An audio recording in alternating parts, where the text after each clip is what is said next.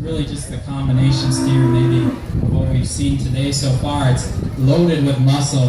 Whatever angle you look at it, even from the side you can tell, but when it comes at you from the front, it's really wide base. When it goes away from behind, it's wide base, and it carries that width and shape up through its quarter, over its top. Just really expressive throughout. I have a few concerns about it. It's getting a little too heavy in its fat cover for me. It's probably surely gonna go choice, but hopefully its yield grade isn't affected. But I think it's got enough muscle to counteract that little bit of over fat. The steer that comes in second is really, really eye appealing. And you add that to the fact that it's been a great choice, and it also's got some natural width and muscle. Maybe when you look down its top, it's a little more broken.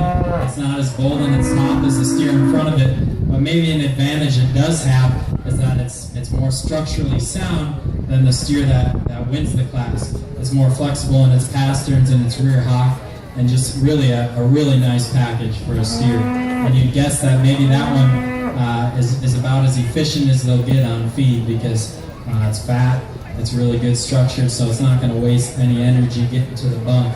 The steer that comes in third here, structurally maybe I don't like the steer quite as much. It slopes a little bit from hooks to pins, but this is a market class and there's a lot of good about it.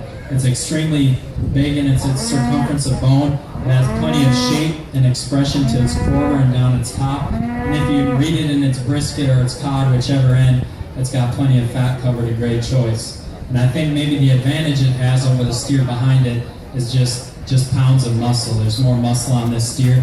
Granted, it's getting up there in terms of its fat cover too.